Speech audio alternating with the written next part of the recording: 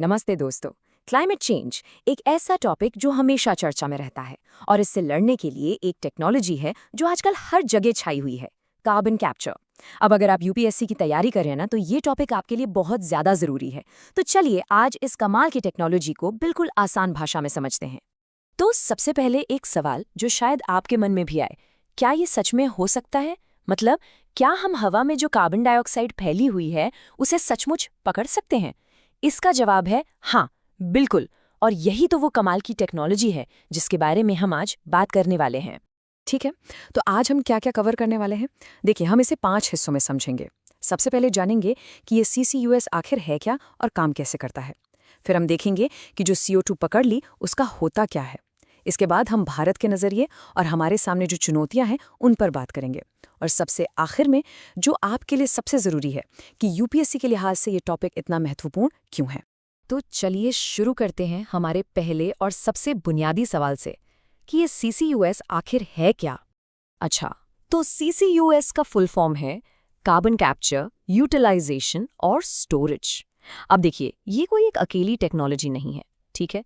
ये असल में कई टेक्नोलॉजीज का एक पूरा सेट है और इसका काम, जैसा कि नाम से पता चल रहा है, 3 हिस्सों में बंटा है। पहला, कार्बन डाइऑक्साइड को पकड़ना, चाहे वो किसी फैक्ट्री से हो या सीधे हवा से। दूसरा, उसे एक जगह से दूसरी जगह ले जाना यानी ट्रांसपोर्ट करना। और तीसरा, उसे या तो जमीन के नीचे हमेशा के लिए स्टोर कर देना या फिर उसका इस्तेमाल करके कोई काम की चीज बना लेना। तो इस पूरे प्रोसेस को हम 3 बहुत ही आसान स्टेप्स में देख सकते हैं। सबसे पहला स्टेप है कैप्चर। इसमें क्या होता है, हम CO2 को बाकी गैसों से, धुएं से अलग करते हैं। स्टेप नंबर 2 है ट्रांसपोर्ट। एक बार CO2 पकड़ ली तो उसे पाइपलाइन या जहाजों के जरिए उसके फाइनल डेस्टिनेशन तक ले जाया जाता है। और फिर आता है तीसरा और आखिरी स्टेप, स्टोर या यूटिलाइज। यहाँ पर या तो उसे सेफली स्टोर कर दिया जाता है या फिर उससे कुछ नया प्रोडक्ट बना लिया जाता है।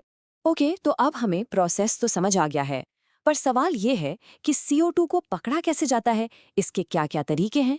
चलिए अब इस पर नजर डालते हैं। देखिए, CO2 को कैप्चर करने के मोटे तौर पर 4 मेन तरीके हैं। पहला है पोस्ट कंबशन। इसका सीधा सा मतलब है जलने के बाद, यानी फैक्ट्री की चिमनी से जो धुआं निकल रहा है उसमें से CO2 को फिल्टर करके अलग कर लेना। दूसरा है प्री कंबशन।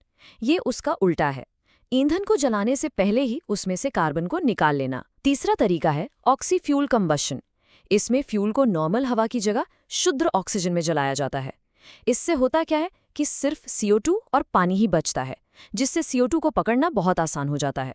और चौथा, जो कि सबसे ज्यादा एडवांस्ड है, वो है डायरेक्ट एयर कैप्चर।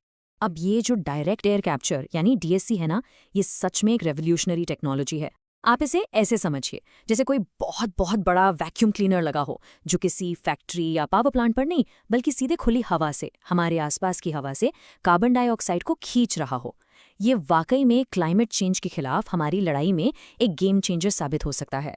चलिए, मान लिया हमने CO2 को पकड़ लिया। अब इसका करे क्या? इसके बाद हमारे पास 2 रास्ते खुलते हैं।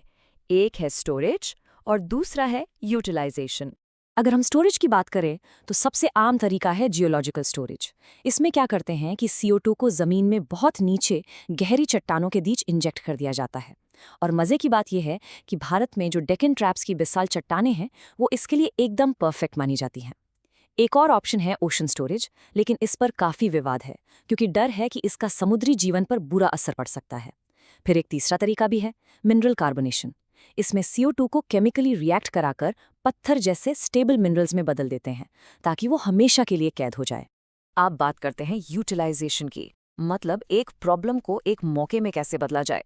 तो इस पकड़ी हुई CO2 का हम इस्तेमाल भी कर सकते हैं। जैसे इसे पुराने तेल के कुओं में इंजेक्ट करके और ज्यादा तेल निकाला जा सकता है। इस प्रोसेस को कहते हैं एनहांस्ड ऑयल रिकवरी या EOR। इससे एक खास तरह का ग्रीन कंक्रीट बनाया जा सकता है जो मजबूत भी होता है और कार्बन नेगेटिव भी। यही नहीं, इससे नए जमाने के फ्यूल और केमिकल्स भी बन सकते हैं। और एक मजेदार फैक्ट, आपकी कोल्ड ड्रिंक में जो बुलबुले होते हैं ना, वो भी यही कैप्चर की हुई CO2 हो सकती है। तो ये तो हुई ग्लोबल बात। अब सवाल ये उठता है कि भारत इस टेक्नोलॉजी को लेकर कितना सीरियस है, हम क्या कर रहे हैं और हमारे रास्ते में क्या रुकावटें हैं। चलिए अब इस पर फोकस करते हैं। देखिए, भारत ने 2070 तक नेट जीरो बनने का जो लक्ष्य रखा है, उसे पाने के लिए CCUS को एक बहुत ज़रूरी टूल माना जा रहा है। सरकार इस पर एक नेशनल मिशन भी तैयार कर रही है। हमारी बड़ी बड़ी कंपनियां जैसे ONGC और IOCL इसके अलग अलग इस्तेमाल पर काम कर रही हैं। हमारे टॉप इंस्टीट्यूट्स IITs और CSIR में इस पर ज़बरदस्त रिसर्च चल रही है। और हम अकेले काम नहीं कर रहे हैं, अमेरिका और नॉर्वे जैसे देशों के साथ इंटरनेशनल कोलैबोरेशन भी कर रहे हैं। लेकिन राह इतनी आसान भी नहीं है। भारत के सामने दो बहुत बड़ी चुनौतियां हैं। पहली है कॉस्ट यानी पैसा, और दूसरी है एनर्जी। आप अंदाजा लगाइए, 1 टन CO2 को कैप्चर करने का खर्चा करीब 3,000 से 6,000 रुपए तक आता है।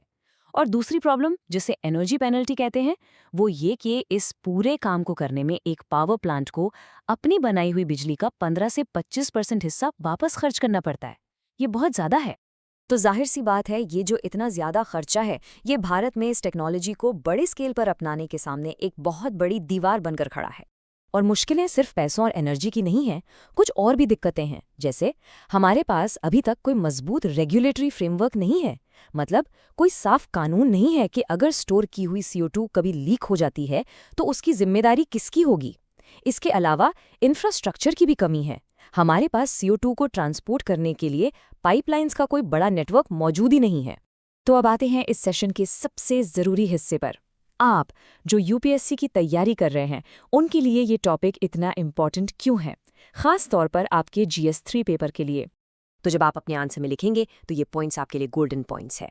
पहला, CCUS उन सेक्टर्स के लिए वरदान है जिन्हें हार्ड टू अबेट कहा जाता है, जैसे स्टील और सीमेंट, जहां उत्सर्जन कम करना बहुत मुश्किल है।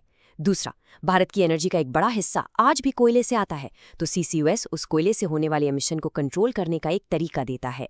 तीसरा, इससे कार्बन क्रेडिट्स भी कमाए जा सकते हैं, जो हमारी नई carbon credit trading scheme CCTS के तहत एक इकोनॉमिक बेनिफिट है। और चौथा और सबसे बड़ा पॉइंट, भारत का जो 2070 का नेट जीरो का सपना है, उसे पूरा करने के लिए ये टेक्नोलॉजी बहुत बहुत ज़्यादा क्रिटिकल है। और सुनिए, ये बात सिर्फ हवा में नहीं है। दुनिया की सबसे बड़ी और सबसे भरोसेमंद क्लाइमेट साइंस बॉडी IPCC खुद कहती है कि अगर हमें ग्लोबल वार्मिंग को 1.5 डिग्री सेल्सियस तक रोकना है तो CCUS एसेंशियल है, यानी बेहद ज़रूरी है। जब आप अपने आंसर में IPCC को कोट करेंगे ना, तो उसका इम्पैक्ट ही अलग होगा। और जाते जाते मैं आपको एक सवाल के साथ छोड़ना चाहूँगा। ये सवाल 2021 के मेंस में आ चुका है। अब जब आप इस टेक्नोलॉजी के बारे में इतना कुछ जान गए हैं, इसके फायदे, इसकी चुनौतियां, भारत का नजरिया, तो एक बार सोचिए, आप इसका एक बैलेंस्ड और स्ट्रक्चर्ड जवाब कैसे लिखेंगे। इन सभी पॉइंट्स को एक साथ लाकर आप एक बहुत ही दमदार आंसर फ्रेम कर सकते हैं।